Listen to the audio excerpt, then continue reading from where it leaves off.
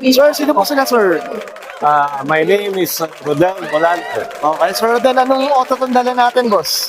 Ito, this is a 1981 Mercedes-Benz W123 body. Ito talagang fully restored talaga, boss. Ano ba? Oo. So, Ano to eh, tinanggal, dinisassemble, and then it was put back together, no? Kaya all the broken and missing pieces, no, were restored or replaced, no? hinanap talaga, Sir Rodel, eh, no? Yes, tatlong taon to na project. Grabe. This was a pandemic project. Inumpisahan ko to late 2020 Okay. and then natapos just last year, no? Yun, ganun siya katagal talaga, Sir. Siyempre, Sir Rodel, very curious ang mga ka-auto muna natin. Paano ka ba nahilig sa pag-kotse, boss? Sige po.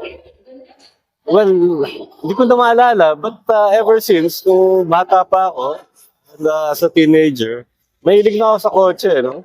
Doon na talaga, boss. Oo. Yung parents ba nila, boss, medyo may hilig rin sa auto o wala rin? Wala rin, no? Ako lang. Kayo lang din talaga, boss. Tingin ko kami yung generation ng 80s na nagbinata. Ayun. Mahilig pa sa Sasakyan, no? Sa kotse. Okay. Sir Rodel, syempre ngayon sa auto culture, check na natin interior, exterior, tsaka engine bay. Okay lang, boss? Okay. So, tara, check na. Tough long battery. Tough and long lasting.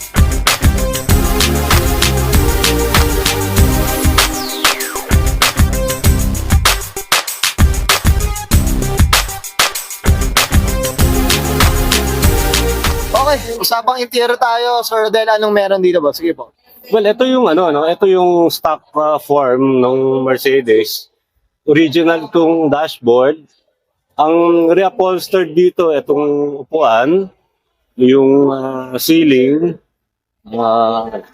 and the sidings, no. But pretty much original yung yung style and Yung design. style, kumbaga back to original yung dati nga. Back to original to.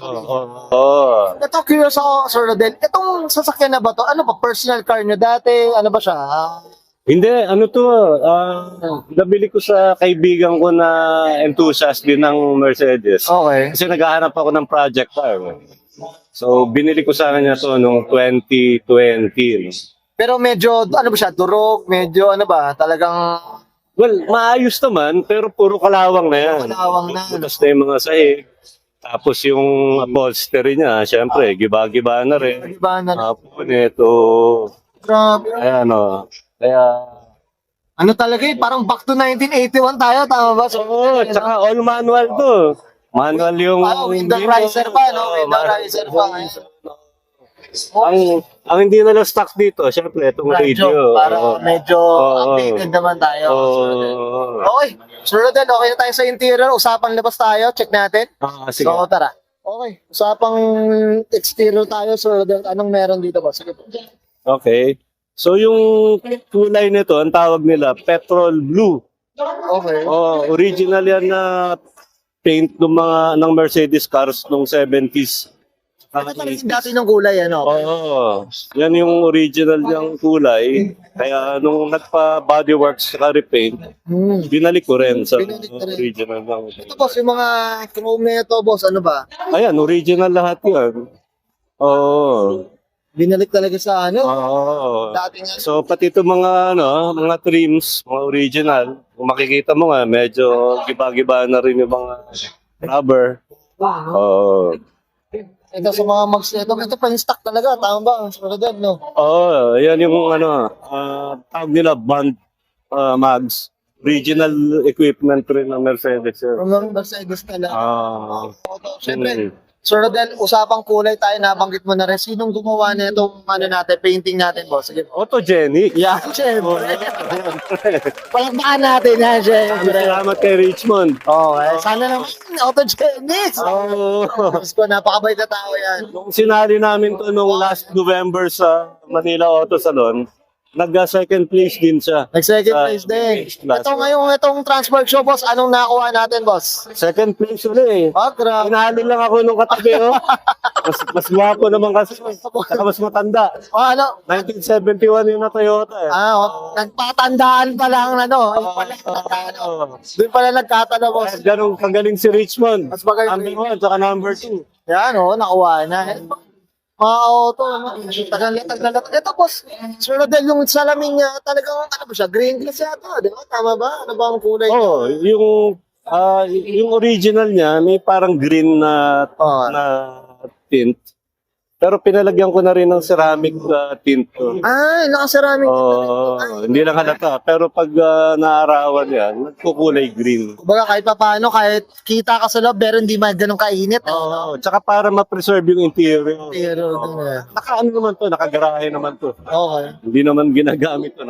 Talagang pang show na talaga. Nakakubot lang sa bahay to. Natutulog lang to lagi daw. Tutulog lang yan. Nagpapaganda. Ano? Grabe. Usapang likod tayo, Sir Rodel. Ayan, usapang likod tayo. Well, yung likod, syempre, stock din naman. So talagang back to original eh, no? Itong early warning device, original niya to. Pag-usapang bench kasi meron tayong ganito, boss eh. Saka makita mo, talagang may built-in yung mounting nung EWD. Ito naman yung kanyang jack. Tama? Original pa, no? Old school itong jack na to. Grabe, ang pahirapan niya. Nalagay mo sa gilid yan, tapos ikot-ikot mong ganun. Grabe, no? Grabe, no? Ito mga ilaw, ano ba? Original store pala nila to. or ano ba? Original Brand pa yan. Ito pa yun.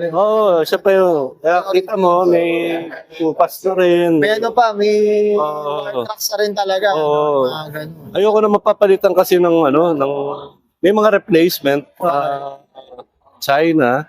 Pero Parang yung mas medyo maganda yung original, di ba? original. Oo. Ito boss, ito usapang likod. Tingnan nyo mga auto, grabe sa ilalim. Ito lang yung modification niya. Oo. Yung Sige, boss. exhaust system, napalitan ko na lang ng stainless Okay.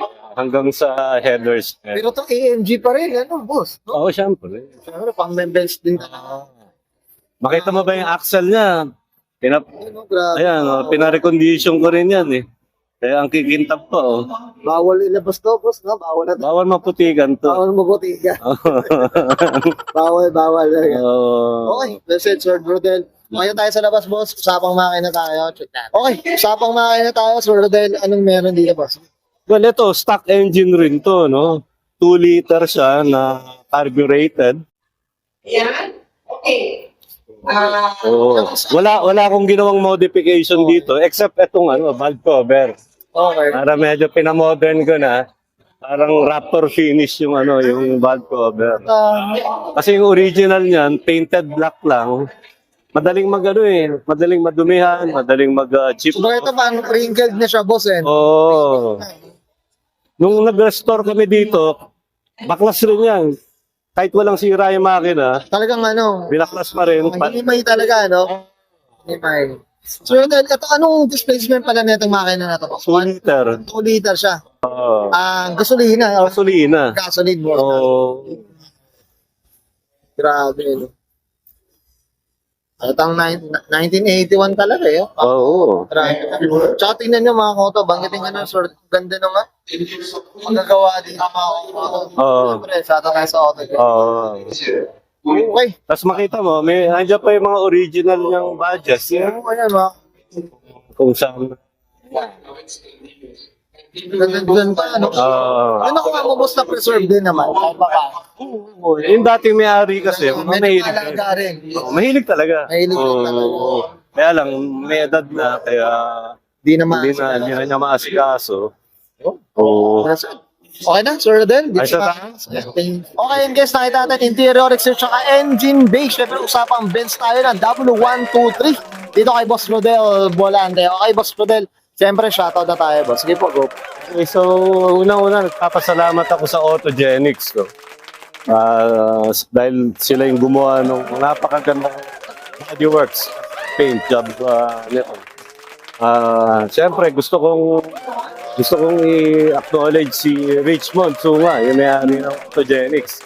Kasi napakahilig, napaka-meticuloso, napakagaling. No?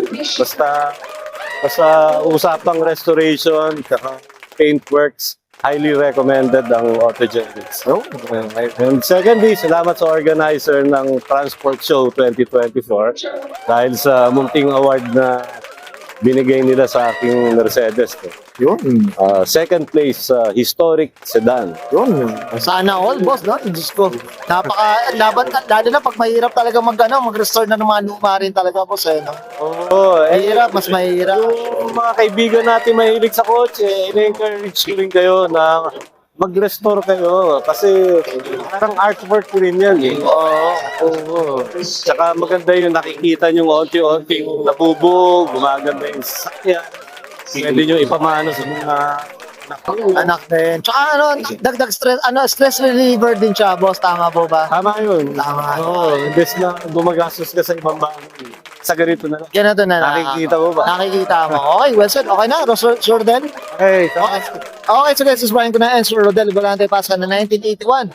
Mercedes-Benz W123, mga koton. This is Oracle Show.